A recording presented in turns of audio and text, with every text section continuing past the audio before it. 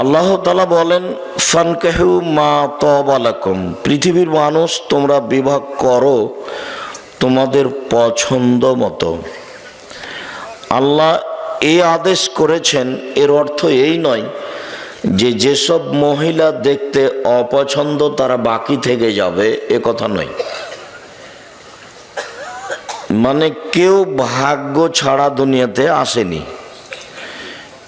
প্রত্যেকটা পুরুষ নারী যখন মায়ের পেটে ৪ মাস, সেদিনই তার রুজি, ভালো মন্দ, ভাগ্য, জাহান্নাম জান্নাত লিখে দেওয়া হয়েছে। কাজেই কোনো নারী সুন্দরী হোক আর না হোক, তার বিবাহ কোথায় হবে, কিভাবে হবে, তা লেখা হয়েছে। তা বাস্তবায়ন হবেই সময়ের গতিতে। আল্লাহ এটা বললেন আপনাকে সান্ত্বনা দেওয়ার জন্য, আপনি যেন বাকি জীবন বলতে পারেন যে আমি দেখে শুনেই বিবাহ করেছি। কিন্তু ঘুরতে ঘুরতে ওখানেই যেতে হবে যেটা লেখা আছে, এর বাইরে যাওয়ার কোনো পথ নেই। পৃথিবী সৃষ্টির 50,000 বছর পূর্বে ভাগ্য লেখা হয়েছে। মায়ের পেটে যেদিন 4 মাস, সেটাকে পুনরায় লেখা হয়েছে। মানুষ কে কি করবে, কোথায় থাকবে, কি খাবে, পৃথিবী সৃষ্টির 50,000 বছর পূর্বে এগুলো লেখা হয়েছে। সেটাকেই মায়ের পেটে 4 মাস যখন, তখন পুনরায় বাস্তবায়ন করা হয়েছে। যা আমরা পৃথিবীতে এসে ভালো মন্দ ভোগ করছি, 19-20 করার কারো কোনো ক্ষমতা নেই। এটা স্বাভাবিকভাবে, সামাজিকভাবে একজন আরেকজনের উপরে দোষারোপ করে থাকি। মাঝে মধ্যে আমি বলেছি, সেদিন আপনাদেরকে বলছিলাম যে 3 শ্রেণীর মানুষের সাথে আল্লাহ কথা বলবেন না। 3 শ্রেণীর মানুষ জাহান্নামে যাবে। তার 1 শ্রেণীর মানুষ হচ্ছে মুকাজ্জিবুন বিল কাদারে, ভাগ্যকে যে অস্বীকার করে। ভাগ্যকে অস্বীকার করা হয় কিভাবে? যে আপনার ছেলে আর আমার ছেলে ঢাকা থেকে আসছিল, সিরাজগঞ্জে আপনার ছেলেটা গাড়ি থেকে নেমে গেছে, আর একটা গাড়িতে উঠেছে। ওই গাড়িটা সামনে অ্যাক্সিডেন্ট হয়ে গেছে, আপনার ছেলের হাত ভেঙে গেছে। এখন আপনি বলছেন, আরে আমার ছেলে যদি আগের গাড়ি থেকে না নামতো তাহলে হাত ভাঙতো না। এটা হলো ভাগ্যকে অস্বীকার করা। ঘটনা ঘটবে, এটা লেখা আছে তার তাকদিরে, তাইও গাড়ি থেকে নেমেছে। আপনাকে এই দিকে আসতে হতো না যে গাড়ি থেকে নেমে এটাতে উঠেছে সেজন্য ভেঙে গেছে। এখন আপনাকে বলতে হবে যেটা ঘটেছে তাকদির, চলো ছেলেকে নিয়ে তাড়াতাড়ি মেডিকেলে যাই, তার কি চিকিৎসা হবে এই পদক্ষেপ গ্রহণ করি। এদিকে না গিয়ে এদিকে এসেছে। যেমন রাসূল সাল্লাল্লাহু আলাইহি সাল্লাম বলেছেন, তোমরা 3টা ব্যাপারে বদদুয়া করো না। 1, নিজেদের ব্যাপারে বদদুয়া করো না, যে সব ঝামেলার মধ্যে বেঁচে থাকার চেয়ে না থাকাই ভালো। লা তাদু আলা আনফুসিকুম, বুখারী মুসলিমের হাদিস। আল্লাহ রাসূল সাল্লাল্লাহু আলাইহি সাল্লাম বলেন যে তোমরা নিজেদের উপরে বদদুয়া করো না, এসব ঝামেলা বেঁচে থাকার চেয়ে না থাকাই ভালো। এইটা হলো নিজের উপরে বদদুয়া করা। ওয়ালা তাদু আলা আমওয়ালিকুম, তোমাদের অর্থ সম্পদের উপরে বদদুয়া করো না। এই টাকা পয়সার এই ঝামেলা, মামলা, মোকদ্দমা, জমি জায়গা, এসবগুলো না থাকাই ভালো। অর্থ সম্পদের উপরে তোমরা বদদুয়া করো না।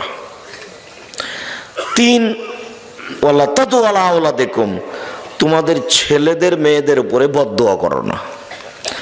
ছেলেদের মেয়েদের উপরে বদদুয়া, বাপ মায়ের বদদুয়া একেবারে বিদ্যুৎ কারেন্টের মতো লেগে যাবে, খুব সাবধান। এখন ছেলে বাপকে মেরেছে, তো এখন বাপে বলছে তোকে ত্যায্য পুত্র করলাম, তোকে ত্যায্য পুত্র করলাম, তোকে ত্যায্য পুত্র করলাম। শতবার যদি বাপ বলে যে তোকে ত্যায্য পুত্র করলাম, তো এই কথার কোনোই দাম নাই। বাপ মরলেই ছেলে জমি ভাগ করে নেবে। মানে এই ত্যায্য পুত্র বাক্যের কোনো দাম নাই। ছেলে যখন বাপকে মেরেছে তখন বাপের উচিত ছিল তাড়াহুড়া করে সুন্দর করে ওযু করে ঘরে ঢুকে সময়ের উপরে 2 রাকাত সালাত আদায় করে কিবলার দিকে মুখ করে হাত উঠিয়ে প্রার্থনা করে বলার দরকার ছিল যে আমি এই জন্য ছেলে তোমার কাছে নিনি, তুমি আমাকে ছেলে ফিরিয়ে দাও। ছেলে আমাকে মারবে কেন? ছেলে আমাকে সম্মান করবে।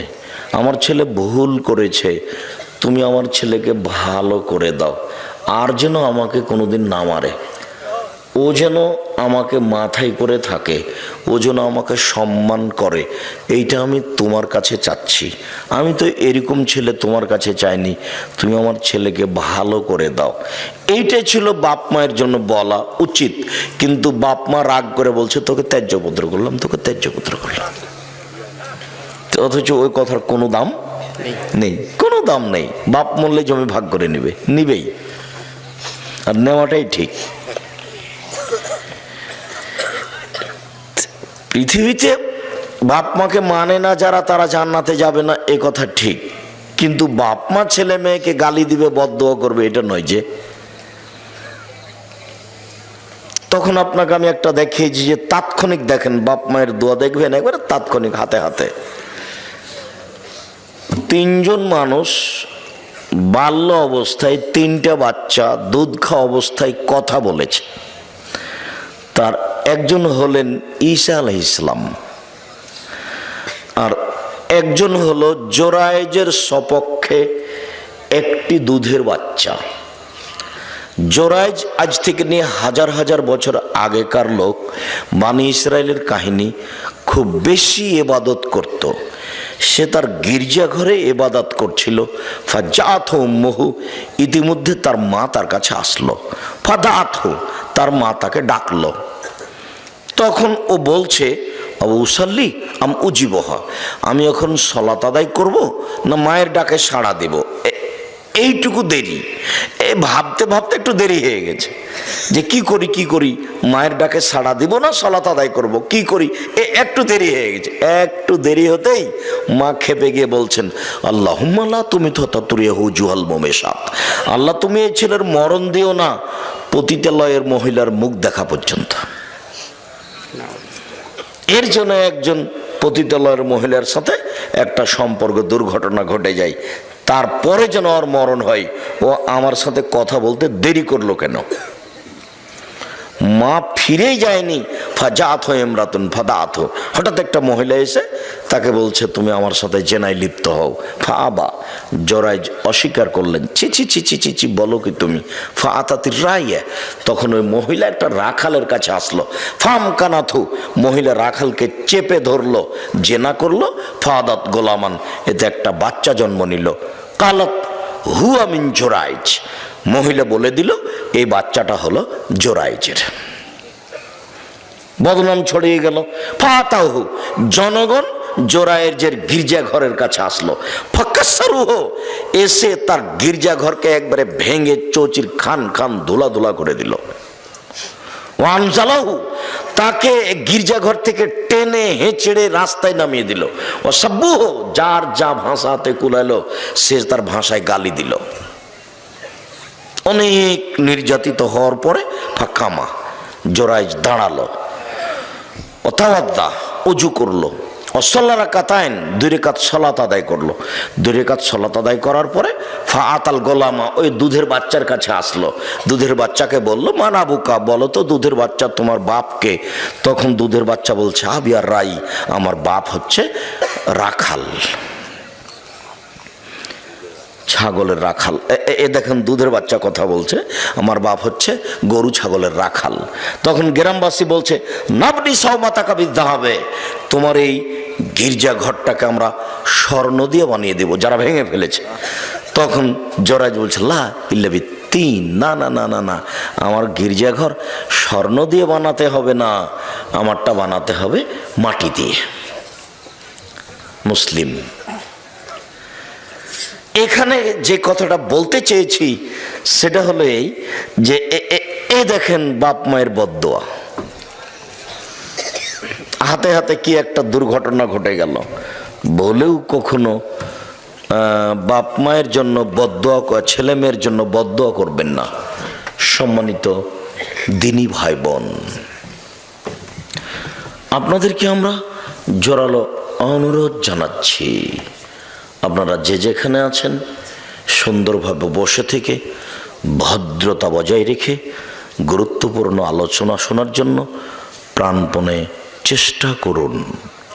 এই সময়ে কেউ দোকানপাটে থাকবেন না, আমার এটা জোরালো অনুরোধ। আমি এসেছি কষ্ট করে, একটা দিন বের করতে কত সময় লাগে, কত বছর কেটে যায়, আর এইভাবে আমি আসলাম এত কষ্ট ক্লেশের পরে, আর আপনি এখন দোকানে বসে চা খাবেন, এটা ঘৃণিত কাজ। এই সময় আমি পছন্দ করি না। দয়া করে আপনি আপনার কথাবার্তা চলাচল বন্ধ করুন, সামনে আসুন, কিছুক্ষণ সময় অপেক্ষা করুন, আপনার কিছু না কিছু উপকার করব ইনশাআল্লাহ। সম্মানিত দিনী ভাই বোন, আল্লাহ তাআলা বলেছেন পছন্দ মতো বিবাহ করো।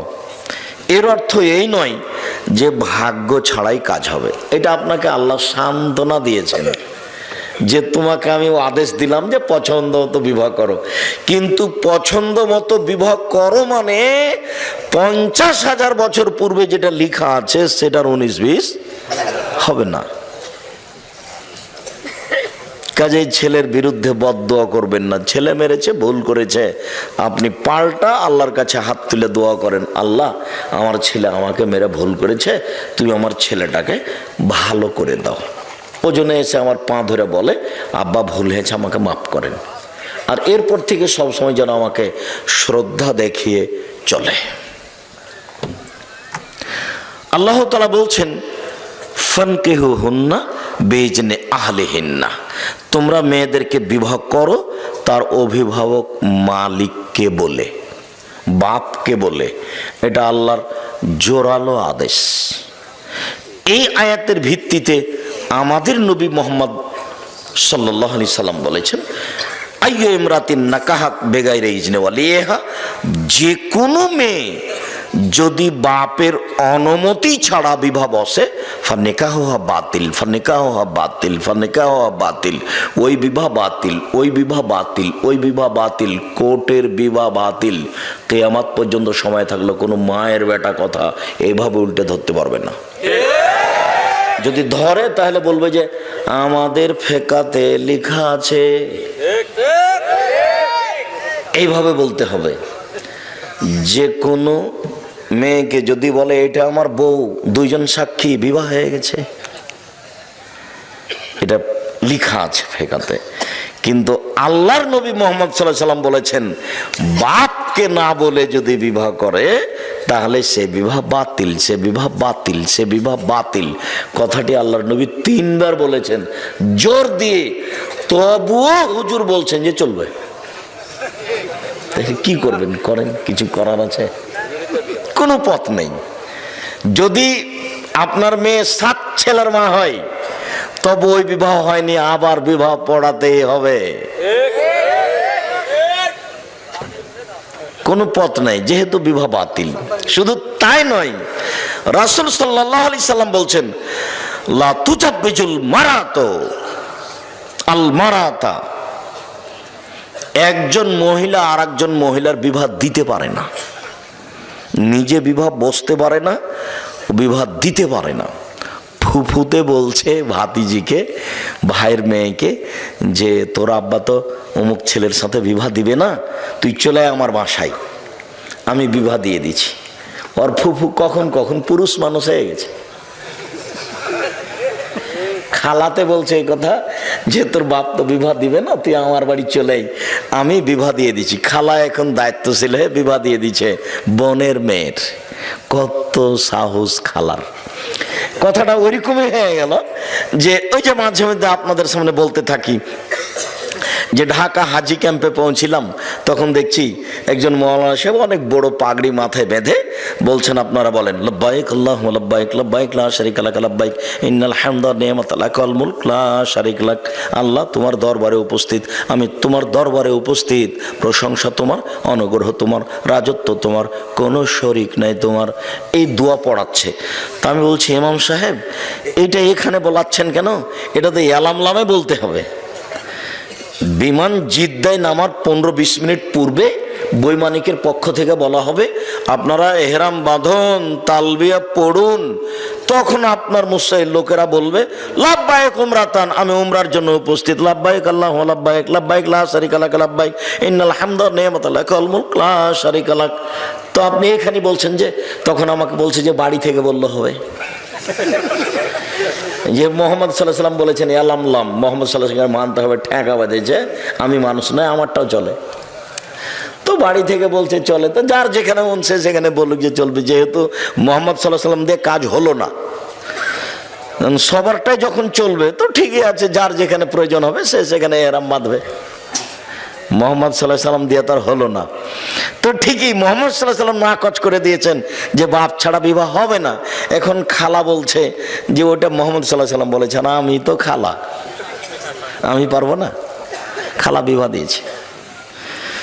আল্লাহ বলছেন যে মেয়ের অভিভাবককে বলে বিবাহ করো। তারপরের বাক্যে বলছেন অতহুন্না উজুরাহুন্না বিল মারুফ, ভালোভাবে মোহরটা দিয়ে দাও। বাকি মোহরে বিবাহ জায়েজ, কিন্তু মোহর দেওয়া লাগবে না এটা কোথায়? মরার সময় বলছে যে 10 কাঠা জমি তোমাকে দিয়ে দিলাম, এগুলো নয়। মোহর নগদ দেন আর 10 দিন পরে দেন, তাড়াতাড়ি দেন। যদি এবার আপনাদের বলছি, এই ছেলেরা শোনো, তোমার বাপ যদি মোহর না দিয়ে মারা যায় তাহলে তোমার বাপের পক্ষ থেকে তোমাকে তোমার মাকে মোহর দিতে হবে। এটা তোমার বাপের ঋণ কর্জ বাকি থেকে গেছে। তোমরা যদি তোমার বাপের মোহর তোমার মাকে না দাও তাহলে বিচারের মাঠে তোমার মা তোমার বাপের নেকি নিয়ে নেবে, কোনো পথ নাই। বিচারের মাঠে তখন তো আর বাপ তোমার টাকা পাবে না। তোমার বাপ বিচারের মাঠে টাকা পাবে? টাকা পাবে না। তোমার মার হাত ধরে ক্ষমা নিলে হবে? ওখানে বিচারের মাঠে হাত ধরে ক্ষমা চলে না। তাহলে কিভাবে বিচার হবে? বিচার হলো নেকি দিয়ে বোঝাতে হবে যে নেকি যে নেই, তো বলছে ওই পরিমাণ পাপ নিয়ে নিতে হবে। বিচার এইভাবেই রাসূল সাল্লাল্লাহু আলাইহি ওয়াসাল্লাম সমাধা করে দিয়ে গেছেন যে বিচারের মাঠের বিচার এইভাবে হবে। আপনাকে আমি একটা থাপ্পড় মেরেছি, রিক্সাওয়ালা আপনি, তো এখন বিচারের মাঠে আপনার তো আমি হাত ধরে ক্ষমা নিনি, এখন কিয়ামতের মাঠে উপস্থিত, তো রিক্সাওয়ালা বলছে আমাকে থাপ্পড় মেরেছে, এখন আমি কি দিয়ে পরিশোধ করব? এখন তো আর বলতে পারছি না রিক্সাওয়ালাকে ভাই আমার ভুল হয়েছে তুমি মাফ করো, এটাও তো চলে না। কি করতে হবে? এখন রিক্সাওয়ালা আমার নেকি নিয়ে নিবে, তা আমার নেকি নেই, তো রিক্সাওয়ালার কিছু পাপ আছে, তো ওই নেকি পরিমাণ পাপ ওরটা আমি নিয়ে নিব। এটা হলো বিচার। হাদিস বুখারী মুসলিম। মোহর দিতে বাধ্য, যদি শেষ পর্যন্ত তুমিও না দাও তোমার বাপের মোহর, তাহলে বিচারের মাঠে তোমার মা তোমার বাপের নেকি নিয়ে নেবে। আল্লাহ বলছেন টাকা দিয়ে বিবাহ করো, আর তোমরা, এটা বগুড়া, তো বগুড়া, জয়পুরহাট, লালমনিরহাট, নীলফামারী, কুড়িগ্রাম, পঞ্চগড়, ঠাকুরগাঁও, জয়পুরহাট, এইসব ডিস্ট্রিক্টের মানুষ প্রায় বেশিরভাগই আমার জানা অনুপাতে শ্বশুরের কাছে টাকা নেই, যৌতুক। তা আল্লাহ বলছেন যে টাকা দিয়ে বিবাহ করো, মানে মোহর দিয়ে।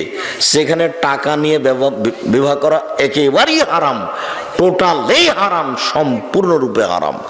যে বাক্যটা আপনার খুব ভালোভাবে জানা আছে যে আব্দুর রাজ্জাক সাহেব বলেছেন ভিক্ষা করা টাকা দিয়ে চাউল কিনে ভাত খেয়ে ইবাদত কবুল হবে, কিন্তু যৌতুকের টাকা দিয়ে শ্বশুরের কাছ থেকে টাকা নিয়ে ওই টাকা দিয়ে চাউল কিনে ভাত খেয়ে ইবাদত কবুল হবে না। এই ফতোয়া উল্টিয়ে ধরার কোনো পথ নেই, এভাবেই থাকবে কিয়ামত পর্যন্ত। শ্বশুরের কাছে টাকা নেওয়ার কোনো পথ নেই। আর কোরআন হাদিস চিন্তা ভাবনা করে বুঝা যায় না যে বিবাহতে মেয়ের বাপের 2-1 টাকা খরচ হবে, এটা বোঝা যায় না। 2-1 টাকা খরচের কোনো পথ দেখা যায় না। তো আমরা আজকে প্রথম অংশের আলোচনা তেমন নয়, এতটুক যে বিবাহ করো, মেয়ের বাপ গার্জেনকে বলে কোর্টের বিবাহ বাতিল। তারপরে কোর্টে যদি বিবাহ হয় তাহলে বিবাহ আরেকদিন তার বাপের উপস্থিতিতে দুইজন সাক্ষী দিয়ে বিবাহ পড়াতেই হবে, কোনো পথ নেই। সবাই মিলে মেয়ে দেখতে যাওয়া নাজায়েজ, হারাম। বিবাহ নির্ধারণ হওয়ার পরে থোবড়া বা মেয়েদের গীত গাওয়া বা হলুদ মাখা জায়েজ, তবে এইভাবে নয়। আর হলুদ মাখার কোনো বিধান কোরআন হাদিসে নেই, তো হলুদ মাখা হারামও নয়। হলুদ মাখতে পারে কেউ, কিন্তু হলুদ তার ভাবেই মাখাবে এটা হতে পারে না, তাহলে বিবাহের সূচনাতেই জেনা। হলুদ তার খালাতো বোন, মামাতো বোন, চাচাতো বোন মাখাবে, তাহলে বিবাহের সূচনাতেই জেনা। একজন মহিলাই আরেকজন মহিলার গায়ে হাত লাগিয়ে হলুদ মাখাতে পারে না, তো একজন পুরুষ যুবক পুরুষের গায়ে হাত লাগিয়ে ভাবি, খালাতো বোন, মামাতো বোন কি করে হলুদ মাখাতে পারে? এর চেয়ে নোংরা, ন্যাক্কারজনক, জঘন্য, বর্বর কাজ আর কি হতে পারে? আমি এখানে যেটা বলেছি সেটা আপাতত বগুড়ার কোনো খবর আমার জানা নাই, যদিও বগুড়াতে বিবাহ শাদী আমাদের পরিবারেরও হয়েছে, কিন্তু আমি গাইবান্ধার বাস্তবে একটা দেখেছি, গীত সেখানেও আছে।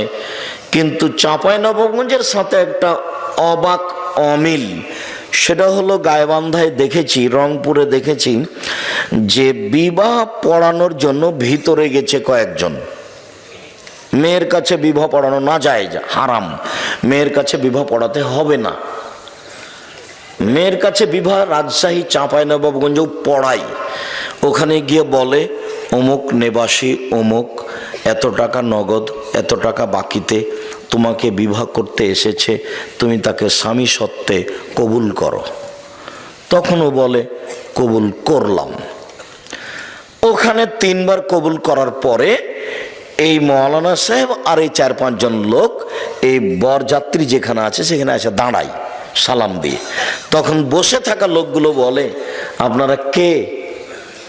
তখন ওরা বলে যে আমরা এই বিবাহের উকিল। তখন বসে থাকা লোকগুলি বলে যে মেয়ে কি কবুল করেছে? তখন দাঁড়িয়ে থাকা লোকগুলি বলে কবুল করেছে। তখন বসে থাকা লোকগুলি বলে যে তাহলে বসেন। তখন তারা বসে, মনে হচ্ছে এক পাগলামি কারবার। হিন্দুদের কলার গাছের চতুর্দিকে ঘোরা, বিবাহের সময় হিন্দুদের কলার গাছের চতুর্দিকে ঘুরে, ঠিক এরকমই মনে হচ্ছে। মানে ধর্ম এরকম এটা হয় কি করে? ইসলাম ধর্মের একটা দাম আছে, তার কাজকর্মের একটা মূল্যায়ন আছে। যে হোমসিকেলি বোকার মতো এতগুলি মানুষ ওখানে যাবে, মেয়ের কাছে বিবাহ পড়াবে, আবার এখানে দাঁড়িয়ে থাকবে মূর্তির মতো, তারপর ওরা বলবে যে কবুল করেছে, তারপরে হ্যাঁ, তারপর বসতে বলবে, তারপর বসবে। এসব নোংরা কাজ ইসলামে হতে পারে না। মেয়ের কাছে কোনো কথা নেই, মেয়ের বাপই ছেলের সামনে বসে থাকবে, আগে খুতবা হবে, তখন মেয়ের বাপ বলবে আমার মেয়ে খালেদা এত নগদ এত বাকিতে তোমার সাথে বিবাহ বন্ধনে আবদ্ধ হতে রাজি, তুমি তাকে স্ত্রী হিসেবে কবুল করো। তখনও বলবে কবুল করলাম, বা কাবিল তো, বুখারী মুসলিমের হাদিসে এসেছে, বলবে কাবিল তো, এটা আরবি শব্দ, মানে আমি গ্রহণ করলাম, কবুল করলাম। গুরুত্বপূর্ণ কথা হিসাবে 3 বার বলা যায়। আল্লাহ রাসূল সাল্লাল্লাহু আলাইহি ওয়াসাল্লাম গুরুত্বপূর্ণ কথা 3 বার বলতেন। বিবাহটা 3 বারই পড়াতে হবে এই কথা নয়, 1 বার বললেও হবে, কিন্তু গুরুত্বপূর্ণ কথা হিসাবে 3 বার বলা যায়।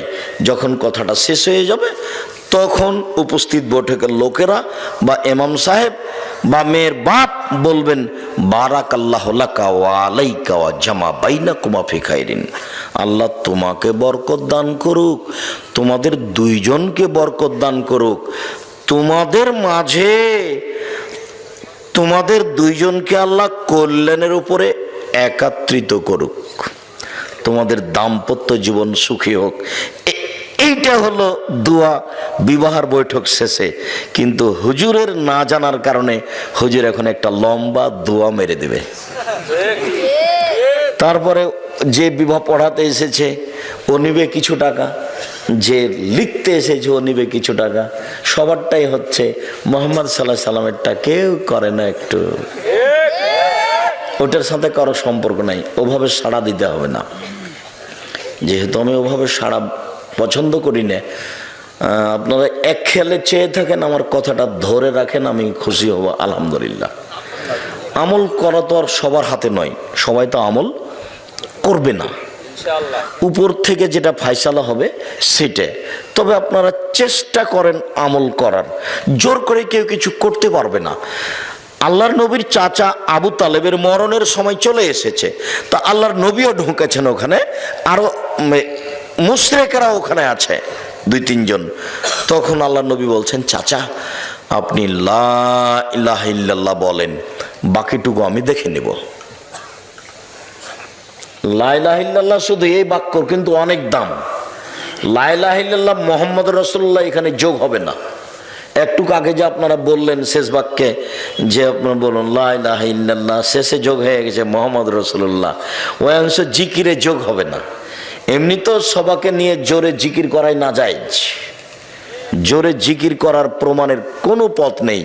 তো সবাই যে দেখছি যে মোবাইলে দেখছি খালি চিল্লাচিল্লি করে জিকির করে লাফ দিয়ে বাঁশের উপরে উঠে যাচ্ছে। এখন করছে তো কি করবেন, এখন তো আমাদের তো কিছু করার নেই। সাহাবী রাসূলের সামনে একটু খালি জোর করে বলেছেন সুবহানাল্লাহ, আলহামদুলিল্লাহ, আল্লাহু আকবার। তখন আল্লাহ রাসূল বলছেন, আই ইরবা আলা আনফুসিকুম, চুপে চুপে জিকির করো। ইন্নাকুম লা তাদুনা আসামাল্লাহ গায়েব, তোমরা যাকে ডাকছো ও বধির নয়, তোমরা যাকে ডাকছো ও অন্ধ নয়। ইন্নাকুম তাদুনা সামিয়াম বাসীরা, তোমরা যাকে ডাকছো সব কিছু শোনে, তোমরা যাকে ডাকছো সব কিছু দেখে। অতএব চিল্লাচিল্লি কেন, চিল্লাচিল্লি কেন? চিল্লাচিল্লির একটা করতে গিয়ে এহরাম বেঁধে জিকির করা, সেইটা জোরে অনুমতি দিয়েছে। ওখানে আল্লাহ নবী বলছেন, ফাতানি জিবরাইল, এখনই জিবরাইল আমার কাছে আসলেন, ও আমারানি, জিবরাইল আমাকে আদেশ করলেন যে আনামরাকুম, আমি তোমাদেরকে বলে দিব, আনতার ফাসাতকুম, তোমরা একবারে চিল্লিয়ে বলবে বিল ইহরামে আর তালবিয়া, ইহরাম বাঁধা শব্দটা আর তালবিয়া পড়া শব্দটা একবারে চিল্লা চিল্লি করে বলবে। লাব্বাইক উমরাতান, আমি উমরার জন্য উপস্থিত। লাব্বাইক আল্লাহুম্মা লাব্বাইক, লাব্বাইক লা শারীকা লাক, লাব্বাইক ইন্নাল হামদা ওয়ান নি'মাতা লাক ওয়াল মুলক লা শারীকা লাক, লাব্বাইক আল্লাহুম্মা লাব্বাইক, লাব্বাইক লা শারীকা লাক, লাব্বাইক ইন্নাল হামদা ওয়ান নি'মাতা লাক ওয়াল মুলক লা শারীকা লাক। একবারে সৌদি আরব পাহাড় ফাটিয়ে দিতে হবে, চিল্লে বলতে হবে। এ কথা জিবরাইল বলছেন, এসে আমাদের নবীকে, আমাদের নবী সবাইকে বলছেন। আর এখানে সাহাবীগণ একটু জোরে জিকির করেছে, তখন এবারে ধমকে থাক, তোমরা যাকে ডাকছো কি বধির নাকি, তোমরা যাকে ডাকছো কি অন্ধ নাকি, এভাবে চিৎকার করছো কেন? সেই জায়গারা এভাবে বলে নিচ্ছে, কিছু করার আছে? কেউ তো দেখে না যে আসলে ধর্ম কি। যেহেতু না দেখেও চলছে, প্রয়োজন তো নেই। কঠোরভাবে যদি আপনারা ধরতেন তাহলে এখানে হতো, তা আপনাদের তো জিম্মেদারি আগে। আপনাদেরকে আল্লাহ বলছেন যে ফাসআলু আহলা যিকরি ইন কুনতুম লা তা'লামুন বিল বাইয়িনাতি ওয়াজ জুবুর, হে দুনিয়ার অজানা মানুষ, তোমরা জানা মানুষের নিকটে জানো প্রমাণ সহকারে। এটা আপনাদের জিম্মেদারি। আব্দুর রাজ্জাক সাহেবকে দাওয়াত দেওয়ার আগে জানতে হবে যে ইনি কোরআন হাদিস জানেন কিনা, এটা 5 জনকে জিজ্ঞাসা করতে হবে। জানেন খুব, এটা বুঝে নিলাম। তারপরে যেটুকু বলেছেন সেটুকু প্রমাণ ছাড়াই কি বললেন, এটুকু দেখতে হবে। প্রমাণ ছাড়া ধর্মে কোনো কথা চলে না। ইসলাম ধর্ম এমন একটা ধর্ম যে নগদ, বাকি কিছু নেই, গোপন দিয়ে কিছু চলে না। নগদ 30 পারা কোরআন, 90 পারা নয়, 60 পারা নয়, কিছুই না, এবারে নগদ, একবারে সব নগদ, কোনো জায়গা বাকি নেই। এমন কোন ফতোয়া নেই ধর্মে যেটা কোরআন এবং সহিহ হাদিস অনুপাতে দেওয়া যাবে না। আমি একটা বক্তব্যে কুষ্টিয়াতে বলেছিলাম যে আমি দীর্ঘ সময় ধরে কলমে ফতোয়া লিখছি। আমি নিজে কলমে ফতোয়া লিখি প্রায় 20 বছর থেকে। এই ঘটনা অনুমান 10 বছর আগে হতে পারে। তাই আমি বলেছিলাম যে কোনো ফতোয়া কোরআন এবং সহিহ হাদিস দিয়ে দেওয়া যাবে, কোনো ইজমা কিয়াসের আশ্রয় না নিয়েই চলবে। এ কথা যখন বললাম তখন লাফ দিয়ে একটা সামনে থেকে লোক দাঁড়িয়ে বলল যে আপনি ফতোয়া দেন তো দেখি।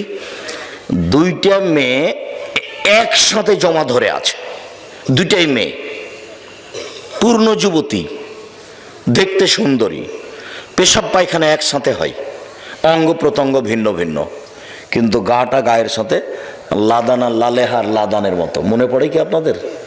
এইরকম দুইটা মেয়ে। তো এখন এদের বিবাহের সময় এসেছে, বলেন বিবাহ কিভাবে দিতে হবে? ও আমাকে আটকাচ্ছে। কথা বুঝতে পারলেন না? তখন আমি বললাম যে আপনার জিজ্ঞাসাটাতে আমার একটা কথা মনে পড়ে গেল। সেটা হচ্ছে ওই অনেক দিন আগের কথা, ক্লাস 3 বইয়ে ছিল। ক্লাস 3 বইয়ে কি ছিল? মোল্লা দোপেজি, বাদশা বলছেন, মোল্লা দোপেজি জি জাহাপনা, আকাশের দিকে লক্ষ্য করুন তো। করলাম জাহাপনা। কিছু দেখলেন কি? না তেমন তো কিছু দেখিনি। দুইটা কাক উড়ে গেল, দেখেননি? হ্যাঁ তা তো দেখলাম। এইবার বলেন এ দেশে কতটি কাক আছে? 9,09,999। যদি কম হয় তাহলে বেড়াতে গেছে, আর যদি বেশি হয় বেড়াতে এসেছে। মাপে তো আর হিসাব করেনি পৃথিবীতে। আচ্ছা আচ্ছা, ঠিক ঠিক ঠিক ঠিক। আচ্ছা মোল্লা দোপেজি, ওইটা কি? ওইটা চৌবাচ্চা জাহাপনা।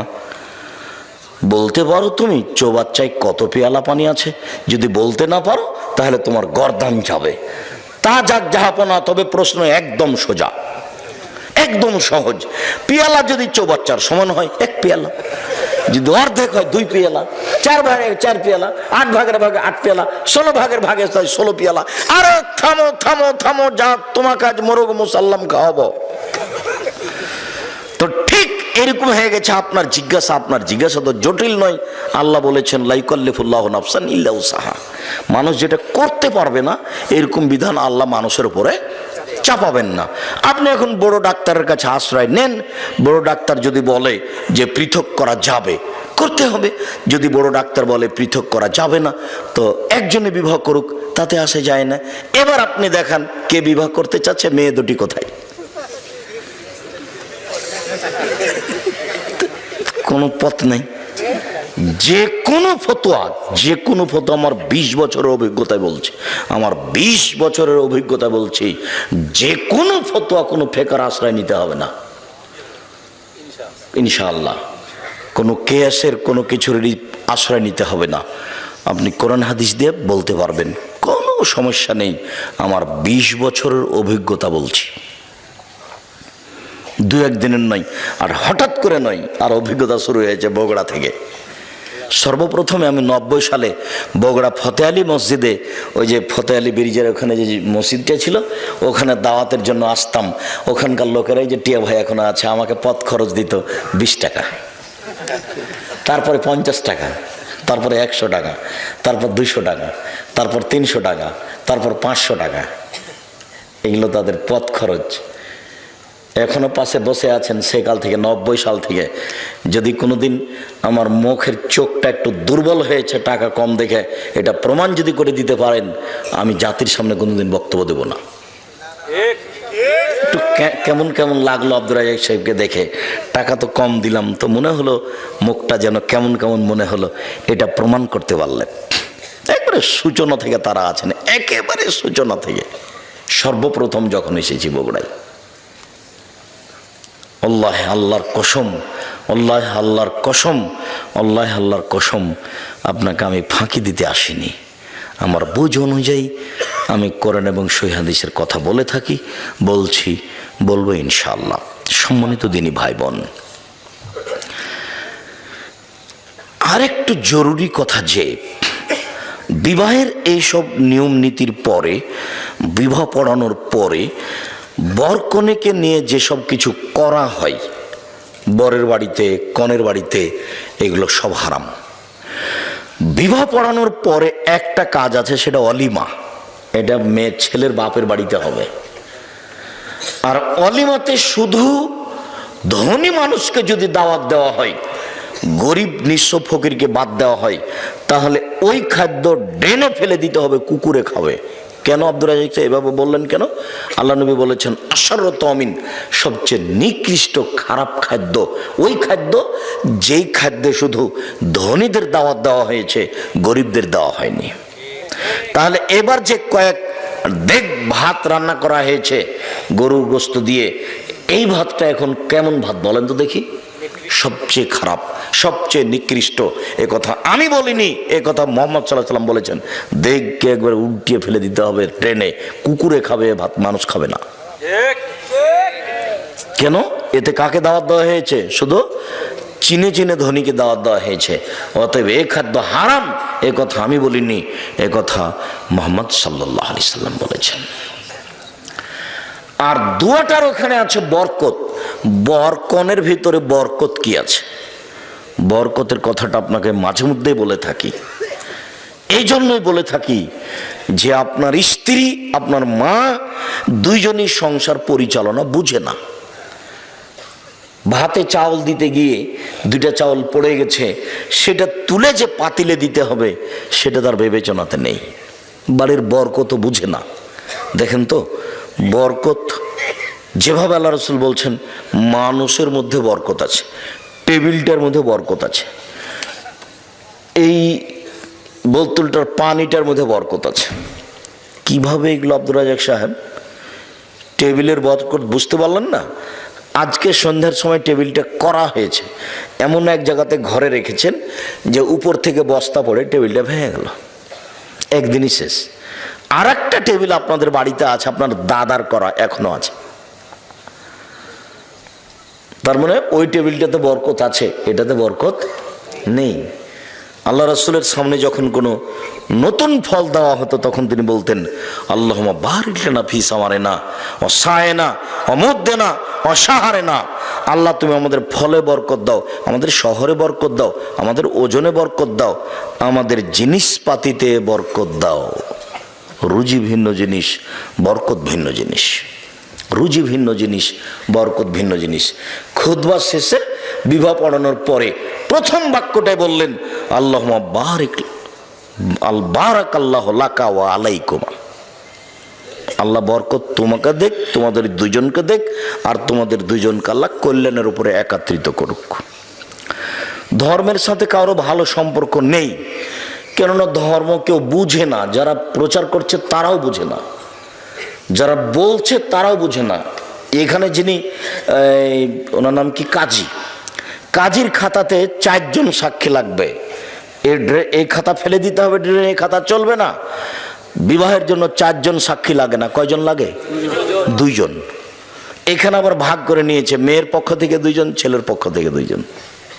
তার মানে সূচনাতেই গন্ডগোল। আল্লাহ নবী এ কথা বলেননি। আল্লাহ নবী মুহাম্মদ সাল্লাল্লাহু আলাইহি ওয়াসাল্লাম বলেছেন যে একটা বিবাহ জায়েজ হওয়ার জন্য কয়জন সাক্ষী লাগে? 2 জন। ও পুরুষের পক্ষে না মহিলার পক্ষে, এই কথা তিনি বলেননি। তিনি বলেছেন লা নিকাহ ইল্লা বি শাহিদাইনে, 2 জন সাক্ষী ছাড়া বিবাহ হয় না। ওয়ালা নিকাহ ইল্লা বি ওয়ালিন, অভিভাবক ছাড়া বিবাহ হয় না। 2 জন সাক্ষী ছাড়া বিবাহ হয় না, 1 জন অভিভাবক ছাড়া বিবাহ হয় না। উকিল বাপ হারাম। নোয়াখালী, কুমিল্লা, পটুয়াখালী, সিলেট, চট্টগ্রাম, ওইসব ডিস্ট্রিক্টে উকিল বাপই বাপ, ওর সাথে মরা পর্যন্ত জামাই মেয়ে সম্পর্ক রাখে। উকিল বাপকে ডেকে নিয়ে আসে, দাওয়াত খায়। যতদিন পর্যন্ত উকিল বাপ বেঁচে আছে ততদিন পর্যন্ত নিজের বাপের চেয়ে দামি মানুষ কে? উকিল বাপ। কথা বুঝতে পারলেন না মনে হয়? উকিল বাপ ধর্ম বাপ নয়। বিবাহের দিন যাকে উকিল করা হয় গার্জেন হিসেবে, জি, উকিল বাপই হারাম। বাপ বেঁচে থাকাকালীন উকিল বাপ চলবে না, বাপই তো উকিল। এটা আরবি শব্দ, যার হাতে বিবাহটা সমর্পণ করা হয়েছে। তো আল্লাহর নবী বলছেন যে বিবাহ সমর্পণ করা আছে বাপের হাতে।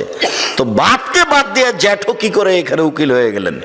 গ্রামের মলক কি করে উকিল হয়ে গেলেন? সেই উকিল বাপই চলছে। বাকি জীবন বাপ হিসাবে তাকে সম্মান করা, তাকে সময়ে কাপড় চোপড় দেওয়া, এইভাবে কত ডিস্ট্রিক্টে, বাংলাদেশে, ভারতে, পাকিস্তানে উকিল বাপ চলছে। উকিল বাপ হারাম। বিবাহে কোনো উকিল বাপ ঢুকতে পাবে না। বিবাহের পরে যেটা সেটা অলিমা, এরপরে ছেলে মেয়ে জন্ম নিল, তাদের ব্যাপারে চিন্তা ভাবনা। আমরা আপাতত প্রথম অংশ শেষ করলাম। এভাবেই 2-1টা টানা কথা বলে, আমি কথাতে যেহেতু বগুড়ার খবর জানা নেই, কাজে আমি চাঁপাইনবাবগঞ্জের ভাষার কথা বলে থাকি, চাঁপাইনবাবগঞ্জের গতির কথা বলে থাকি, যে রাজশাহী চাঁপাইনবাবগঞ্জে বিবাহের শুরু থেকে এমন কোনো কাজ নাই যেটা জায়েজ। একটা কাজও জায়েজ নয়, সবই হারাম। ওইভাবেই বিবাহ চলছে। শুরু থেকে নিয়ে শেষ পর্যন্ত একটা কাজও জায়েজ নয় বিবাহের, সবই হারাম। এ এলাকা তো হতে পারে যে শুরু থেকে নিয়ে শেষ পর্যন্ত একটাও জায়েজ নয়, সবই হারাম। এইবার পারিবারিক জীবন, স্বামী স্ত্রী সংসার